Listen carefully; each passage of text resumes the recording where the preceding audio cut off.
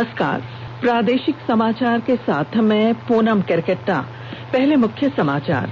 झारखंड में अब तक 1,26,007 कोरोना सैंपल की हुई जांच। राज्य में स्वस्थ होने वाले कुल मरीजों की संख्या 1,520 पहुंची। राजधानी रांची के निजी लैबों में अब 4,500 रुपए की जगह 2,400 रुपए में कोरोना की जांच शुरू। गिरिडीह जिले के 84,000 से अधिक प्रवासी मजदूरों को केंद्र के गरीब कल्याण रोजगार अभियान के तहत मिलेगा काम। और मौसम विभाग ने आज से 29 जून तक राज्य के उत्तरी और मध्य जिलों में बारिश के साथ वज्रपात का जारी किया अलर्ट। और अब समाचार विस्तार से। झारखंड में अब तक 1,26,007 कोरोना सैंपल की जांच की जा चुकी है। वहीं पिछले 24 घंटों के दौरान 51 मरीज ठीक होने के बाद राज्य में स्वस्थ होने वाले कुल मरीजों की संख्या 1,520 हो गई है। राज्य में स्वस्थ होने वाले मरीजों की दर 68.9% है। झारखंड में पिछले 24 घंटों के दौरान 66 नए कोरोना संक्रमित मरीज मिले। इसके साथ ही राज्य में कुल संक्रमितों की संख्या 2,206 पहुंच गई है, जबकि 675 सक्रिय मामले हैं। नए मामलों में सिमडेगा में 24, पूर्वी सिंहभूम से 13, धनबाद से 7, गिरिडीह से 2, गुमला से 4, कोडरमा से 7, लोहरदगा से 2, जबकि पलामू और रामगढ़ से 3 तथा साहिबगंज से 1 संक्रमित शामिल है। इधर पश्चिमी सिंहभूम जिले में कोरोना वायरस संक्रमण से पूरी तरह स्वस्थ हो चुके 11 लोगों को कल अस्पताल से डिस्चार्ज कर दिया गया। जिले के उपायुक्त अरवा राजकमल ने बताया कि जिले में अब तक कुल 57 संक्रमित मरीजों में से पूर्व के 35 सहित 40 मरीज पूरी तरह स्वस्थ होकर घर जा चुके हैं। राजधानी रांची के निजी लैबों में अब 4,500 रुपए की जगह 2,400 रुपए में कोरोना की जांच शुरू की गई है। झारखंड के स्वास्थ्य विभाग ने 4 निजी लैबों को कोरोना की जांच के लिए अधिकृत किया है, जिनमें एक में जांच की दर कम कर दी गई है, जबकि अन्य अस्पतालों में जांच दर कम करने की तैयारी है। भारतीय आयुर्विज्ञान अनुसंधान परिषद ICMR ने देश और राज्यों में कोरोना के बढ़ते मामलों को देखते हुए जांच की दर कम करने का निर्देश दिया था। देश में कोविड-19 से स्वस्थ होने की दर 56.70% हो गई है। अब तक 2,58,685 संक्रमित रोगी ठीक हुए हैं। पिछले 24 घंटों के दौरान 10,495 रोगी स्वस्थ हुए। वर्तमान में 1,83,022 लोगों का इलाज चल रहा है। स्वास्थ्य और परिवार कल्याण मंत्रालय ने बताया है कि कुल 15,968 नए मामले आने के साथ संक्रमितों की कुल संख्या 4,56,183 हो गई है। देश में कोविड-19 महामारी के फैलने से लेकर अब तक की ये सबसे अधिक संख्या है। एक दिन में इस संक्रमण से 465 लोगों की मृत्यु होने के साथ मृतकों की संख्या 14,476 हो गई है। इस बीच भारतीय चिकित्सा अनुसंधान परिषद ICMR ने कहा है कि पिछले 24 घंटों के दौरान देश में विभिन्न प्रयोगशालाओं में 2,15,195 नमूनों की जांच की गई।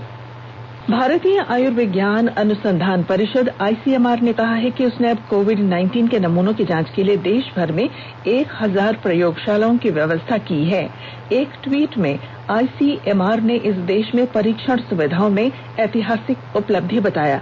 परिषद ने कहा कि वर्तमान में कोविड परीक्षण के लिए 730 सरकारी और 270 निजी प्रयोगशालाएं हैं।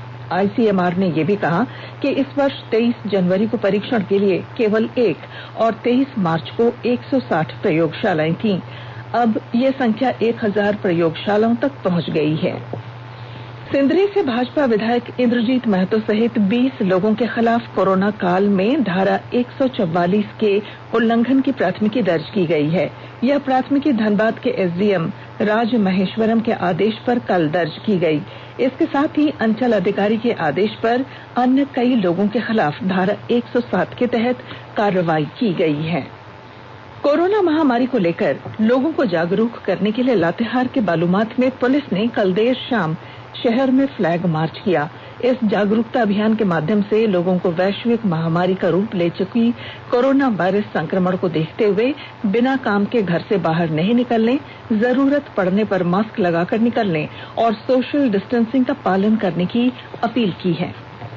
स्वास्थ्य और परिवार कल्याण मंत्रालय ने लोगों को सलाह दी है कि वे नोवेल कोरोना वायरस से अपने को सुरक्षित रखने के लिए सभी बुनियादी एहतियाती उपायों का पालन करें और सामाजिक दूरी बनाए रखें। एक रिपोर्ट। सरकार ने कहा है कि आवश्यक वस्तुओं की पर्याप्त आपूर्ति जारी है और लोगों को चिंता करने की कोई जरूरत नहीं है।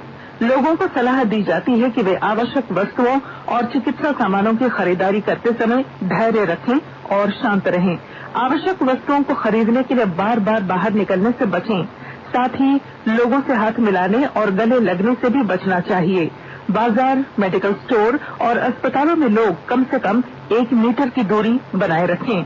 घर पर गैर जरूरी सामाजिक समारोह से बचा जाना चाहिए और घर पर मेहमानों को नहीं बुलाना चाहिए। लोगों को अपनी आंख, नाक और मुंह छूने से बचना चाहिए और लगातार हाथ साफ करते रहना चाहिए। हाथ को दोनों तरफ से कम 20 सेकंड तक रगड़कर धोना चाहिए।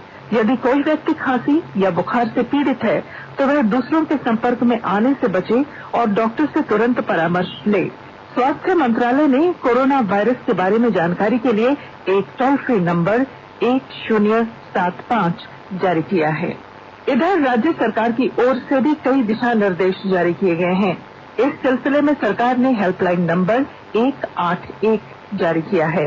सरकार ने कहा है कि कोरोना वायरस से संदिग्ध तौर पर संक्रमित कोई व्यक्ति पाया जाता है तो इसकी सूचना 0651 जो रांची का कोड है और टेलीफोन नंबर 2261-000 तथा 2261-002 के अलावा फैक्स नंबर 2261-856 और मोबाइल नंबर 9955837428 पर दी जा सकती है। आकाशवाणी रांची भी आपसे अपील करता है कि कोविड-19 के संक्रमण से बचने और अन्य लोगों को सुरक्षित रखने के लिए कृपया घर पर ही रहें और सरकारी दिशा निर्देशों का पालन करें। आकाशवाणी का समाचार सेवा प्रभाग आज फोन इन कार्यक्रम में कोविड-19 पर विशेष परिचर्चा प्रसारित करेगा। श्रोता स्टूडियो में सीधे फोन कर विशेषज्ञ से सवाल पूछ सकते हैं। नंबर है 011-2331-4444। हमारा टोल फ्री नंबर है 1800-115767। हैशटैग AskAIR का इस्तेमाल कर Twitter handle @AIR news alert से भी सवाल पूछे जा सकते हैं। यह कार्यक्रम रात 9:30 से FM गोल्ड और अतिरिक्त मीटरों पर सुना जा सकेगा। कोरोना संक्रमण के दौरान एहतियात को लेकर राज्य सरकार इस बार श्रावणी मेले के दौरान देवघर स्थित बाबाधाम में ऑनलाइन पूजा की तैयारी कर रही है। देवघर के साथ ही बासुकीनाथ में भी ऑनलाइन पूजा कराई जाएगी। पर्यटन विभाग ने इससे संबंधित प्रस्ताव मुख्यमंत्री हेमंत सोरेन के पास भेजा है। इसे लेकर पर्यटन विभाग द्वारा अलग अलग पोर्टल तैयार किए जाएंगे जिस पर बाबाधाम से लाइव प्रसारण किया जाएगा। आकाशवाणी के ताजा तरीन समाचारों के लिए आप हमारी वेबसाइट newsonair.com पर लॉग ऑन कर सकते हैं। ताजा समाचार ट्विटर @AIR न्यूज अलर्ट और Facebook page all India radio news पर भी उपलब्ध है। आप प्रादेशिक समाचार एकांश के ट्विटर अकाउंट @AIR News_Ranchi और Facebook page AIR news Ranchi के अलावा YouTube channel regional news unit Ranchi पर भी हमारे बुलेटिन सुन सकते हैं। गिरिडीह जिले में 84,000 से अधिक प्रवासी मजदूरों को केंद्र के गरीब कल्याण रोजगार अभियान के तहत मिलेगा काम। भारत सरकार द्वारा घोषित 50,000 करोड़ रुपए के गरीब कल्याण रोजगार अभियान की शुरुआत से गिरिडीह के प्रवासी मजदूर काफी उत्साहित हैं। वहीं गिरिडीह के उपायुक्त राहुल कुमार सिन्हा ने बताया कि इस अभियान के तहत मजदूरों को काम देने के लिए तैयारी पूरी की जा रही है। मजदूरों को केंद्र सरकार पर भरोसा है कि अब उन्हें गिरिडीह में ही काम मिल जाएगा।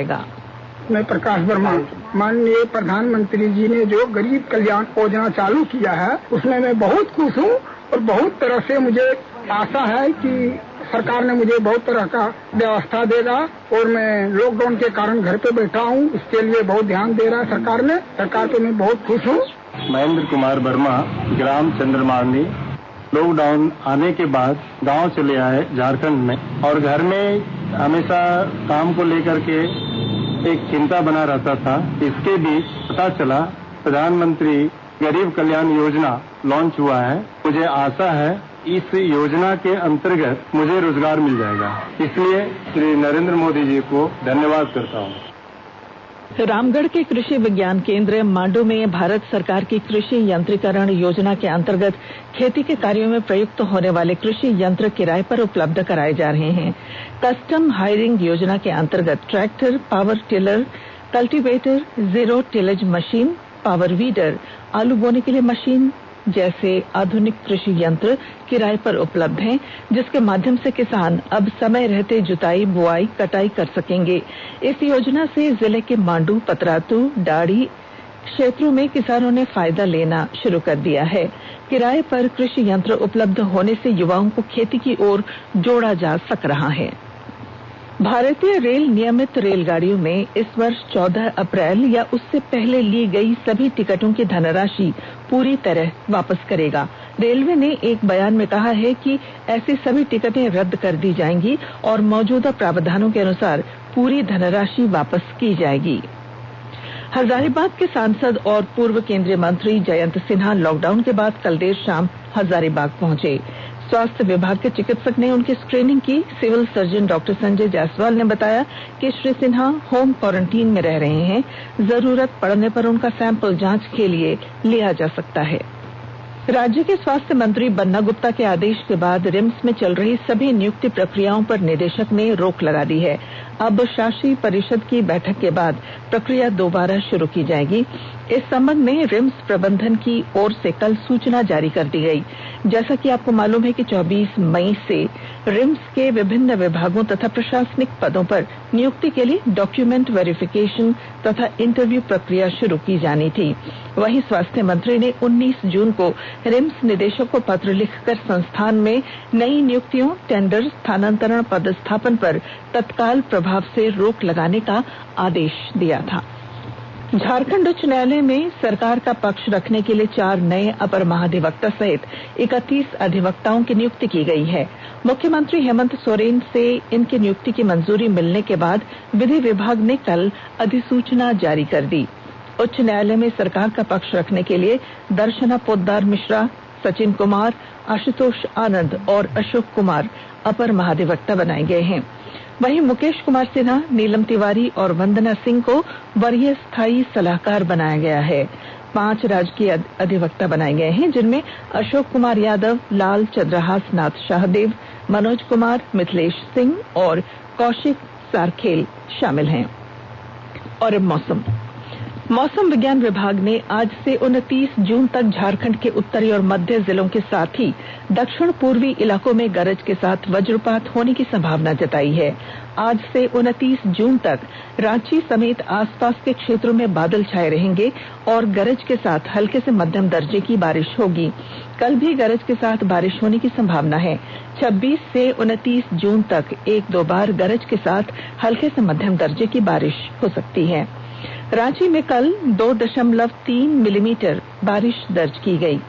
सामान्य तापमान की तुलना में रांची के अधिकतम तापमान में 4 डिग्री सेल्सियस की गिरावट दर्ज की गई। और अब संक्षिप्त खबरें।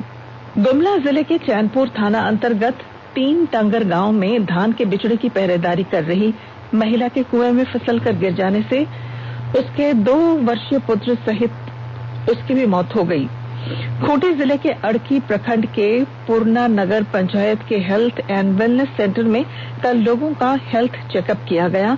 इस दौरान 40 वर्ष से ऊपर के लोगों का diabetes, high blood pressure, low blood pressure समेत अन्य बीमारियों की जांच की गई। और अब बुलेटिन के आखिर में मुख्य समाचार। झारखंड में अब तक 1,26,007 कोरोना सैंपल की हुई जांच।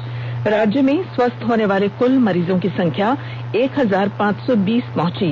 राजधानी रांची के निजी लैबों में अब 4,500 रुपए की जगह 2,400 रुपए में कोरोना की जांच शुरू। गिरिडीह जिले के 84,000 से अधिक प्रवासी मजदूरों को केंद्र के गरीब कल्याण रोजगार अभियान के तहत मिलेगा काम। और मौसम विभाग ने आज से 29 जून तक राज्य के उत्तरी और मध्य जिलों में बारिश के साथ वज्रपात का जारी किया अलर्ट। और इसके साथ ही आकाशवाणी रांची से प्रादेशिक समाचार का ये बुलेटिन समाप्त हुआ। नमस्कार।